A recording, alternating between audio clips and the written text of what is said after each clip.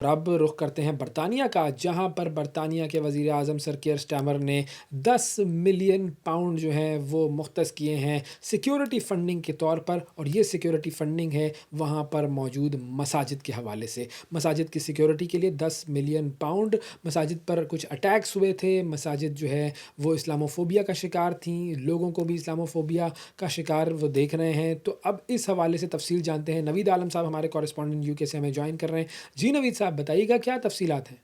जी अवैस साहब, बरतानवी वज़ीर आज़म sir care Starmer और होम सेक्रेटरी शबाना महमूद ने जिस मस्जिद पर हमला हुआ था वहाँ विज़िट किया और लोकल जो कम्युनिटी के लोग थे उनसे मुलाकात की।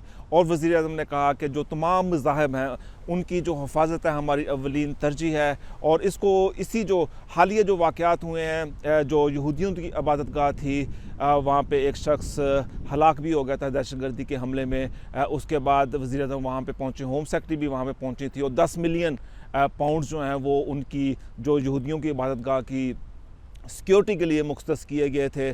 उसके बाद उस वाक़े के बाद यहूदियों की इबादत गाह के जब हमला हुआ तो उसके चंद रोज़ बाद मुसलमानों की एक मस्जिद को आग लगाने की कोशिश की गई, लेकिन जो वहाँ पे कोई जानी नुकसान नहीं हुआ, सिर्फ मस्जिद को कुछ नुकसान पहुँचा। उसके बाद हुकूमत पर शदीद दबाव था कि जब यहूदियों की इबादत गाह या यहूदियों के ख़िलाफ़ कोई ऐसा दहशतगर्दी का वाक़या होता है तो पूरी जो बरतानवी हुकूमत है वो यकजा होके उसके ख़िलाफ़ आवाज़ बुलंद करती है। लेकिन जो ही मुसलमानों के ख़िलाफ़ ऐसे वाक़यात होते हैं तो हुकूमत की तरफ से वो जोश नज़र नहीं आता। इसी दबाव की वजह से जो मुस्लिम कम्युनिटी थी उन्होंने मिल के दबाव डाला है और दूसरे जो रिलीजन्स हैं उन्होंने भी मिल के दबाव डाला है कि अगर बरतानवी माशरा एक सेकुलर माशरा है तो उसकी ये ज़िम्मेदारी बनती है कि तमाम मज़ाहिब की जो सिक्योरिटी है, जो सेफ्टी है, उसको बराबरी की सतह पर देखा जाए। इसी तनाज़ुर में हुकूमत ने मुसलमानों की जो मसाजिद हैं उनको उनकी हिफाजत के लिए, उनकी सिक्योरिटी के लिए 10 मिलियन पाउंड का ऐलान किया है। एक साल कबल हमने आपके प्रोग्राम में वैसा भी ये डिस्कस किया था, आपके भी ये इल्म है, नाज़रीन के भी ये इल्म है कि मुसलमानों की मसाजिद कब्रस्तानों पर हमले हुए थे। जो यहाँ के राइट विंग हैं या सफ़ेद फार्म इंतहा पसंद है उनको, उनके लिए ये टर्म यूज़ की जाती है। और मुसलमानों को जो औरतें बुर्का पहनती उन पर भी हमले किए गए थे। मुसलमान इस सूरत हाल से काफ़ी परेशान थे और गैर यकीनी जो सूरत हाल थी मुसलमानों के लिए, अब उसमें शबाना महमूद जो कि होम सेक्रेटरी हैं, वज़ीर आज़म और दूसरे जो हुकूमती वज़रा हैं उन्होंने खुलकर इसको कंडेम किया है और कहा है कि तमाम जो मज़ाहिब है उनकी सेफ्टी हमारी अवलीन तरजीह है। जी आपको लेकर चलते हैं वेटिकन सिटी, जहां पर तारीख रकम हुई है। बरतानिया के बादशाह किंग चार्ल्स और पोप लियो ने जुमेरात को वेटिकन के तारीखी सिस्टीन चैपल में एक साथ दुआ की, एक साथ इबादत की, जो कि 1534 में इंग्लैंड के पोप से अलहदगी के बाद पहली बार किसी बरतानवी बादशाह और पोप की मुश्तरका इबादत थी। ऐलानात के मुताबिक मुक़द्दस जो चैपल है उसमें लातीनी और अंग्रेज़ी ज़बान में इबादत की गई, जहाँ पर माइकल एंजेलो की जो मशहूर पेंटिंग है द लास्ट जजमेंट, उसके नीचे दोनों रहनुमाओं ने अमन और इत्तेहाद के लिए दुआ की। इस मौके पर Pope Leo, Anglican archbishop Stephen Cottrell, Sistine Chapel choir और 2 शाही गिरजाघरों के गुलकारों ने शिरकत की। और ये तारीख़ी लम्हा उस वक्त आया कि जब बादशाह चार्ल्स और मलका कैमिला वेटिकन के सरकारी दौरे पर हैं, जो कि कैथोलिक चर्च और चर्च ऑफ इंग्लैंड के दरमियान ताल्लुकात की जो बेहतरी है उसकी अलामत समझा जा रहा है। और वेस्टमिंस्टर एबी के आलिम दीन रेवरेंड जेम्स हॉकी है, उनका बयान है, बड़ा अहम बयान है, और वो बयान ये है कि ये लम्हा तारीख़ के ज़ख्मों को भरने के जैसा है और सिर्फ़ एक नस्ल पहले तक ये नामुमकिन था, लेकिन गुज़िश्ता 60 सालों में दोनों कलीसियाओं के दरमियान मकालमा नहायत हद तक आगे बढ़ा है।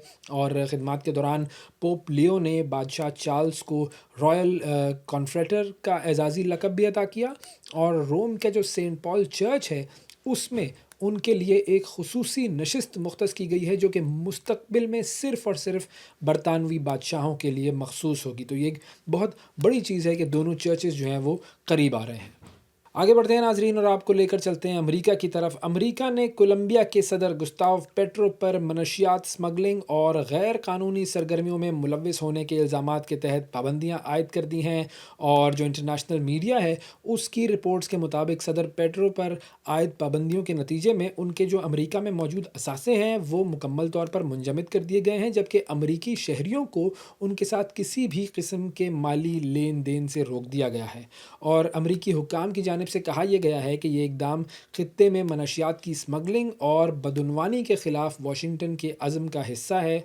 और दूसरी जानिब कोलंबिया की हुकूमत ने अमेरिकी फ़ैसले पर शदीद रद्द-ए-अमल देते हुए इसे सियासी नौइयत का करार दिया है। और सदर पेट्रो का जो दफ्तर है वहाँ से जारी बयान में ये कहा गया है कि ये पाबंदियाँ कोलंबिया के अंदरूनी मामलात में मुदाखलत के मुतरादिफ हैं। और जो इंटरनेशनल मीडिया एनालिस्ट्स हैं वो बेसिकली ये कह रहे हैं कि ये इकदाम दोनों ममालिक के दरमियान जो ताल्लुकात हैं उसमें मज़ीद तनाव पैदा कर सकता है। अगली खबर की तरफ हम आपको लेकर चलते हैं तुर्किया की तरफ। तुर्किया में तारिकीन वतन की कश्ती उलट गई है और हादसे में 17 अफराद हलाक हो गए हैं। गैर मुल्की मीडिया के मुताबिक कश्ती उलटने का ये वाक़या जो है ये तुर्किया के साहिली शहर बोदरम के करीब है, बुहेरा एजियन, वहाँ पर यह पेश आया है। और कश्ती में कम से कम 18 अफराद सवार थे और हादसे में 17 अफराद हलाक हुए हैं, जिनमें 16 तारिकीन वतन थे और एक इंसानी स्मगलर शामिल था।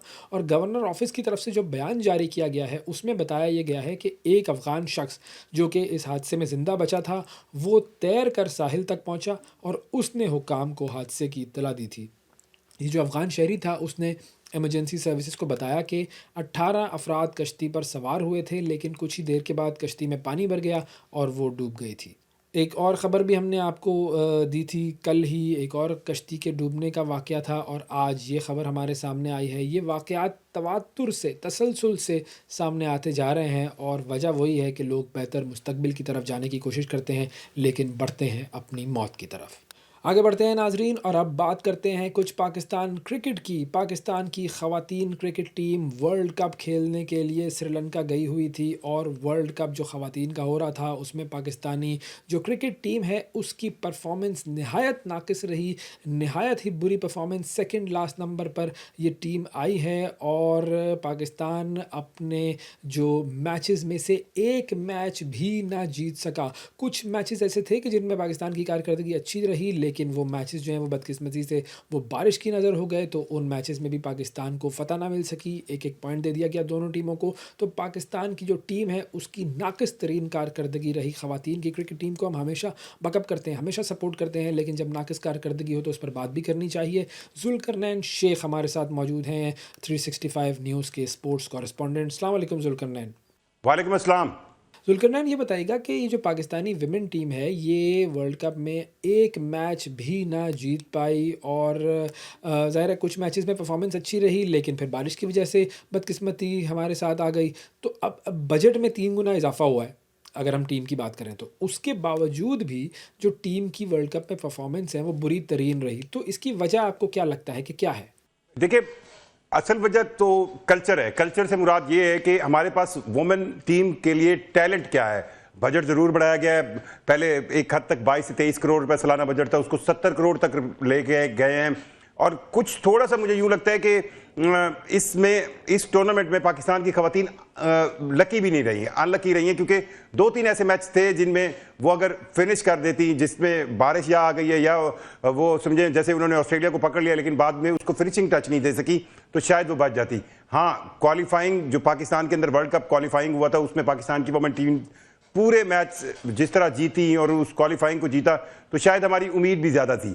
बाकी आप ट्रैक रिकॉर्ड देखें तो पाकिस्तान वुमेन क्रिकेट टीम ऐसे ही खेलती आ रही है और इस पे मुझे यूँ लगता है कि सिवाय अब इसके कि हम एक टेस्ट प्लेइंग नेशन है तो हमें एक वुमेन टीम बनानी है, हम उसको चला रहे हैं, पर जो इंफ्रास्ट्रक्चर सेंस है जिसमें आप ये कह सकते हैं कि ग्रास रूट लेवल पर क्या काम हो रहा है वो शायद बिल्कुल नहीं हो रहा, और जिसको करने की ज़रूरत है क्योंकि वुमेन जो क्रिकेट का टैलेंट है वो बहुत सामने आ सकता है। अब लाहौर की अगर मैं मिसाल दूँ तो लाहौर में अगर आप देखें तो सिर्फ एक कैनेड कॉलेज है जिसके पास वुमेन क्लब है और वहीं से मेजॉरिटी जो है हमारे पास जो है वो टीम में प्लेयर्स आ रही होती हैं। इसी तरह अगर यही एक तरीका हो तो फिर हम टैलेंट अगर हमारे पास हो तो फिर हम कोशिश करें कि नई टीम जो है वो बना सके, लेकिन जो मौजूदा टीम है लगता यही है कि इसका पोटेंशियल ही इतना है और इस वर्ल्ड कप में वो इस वक्त सबसे आखिरी नंबर पर ही रही है।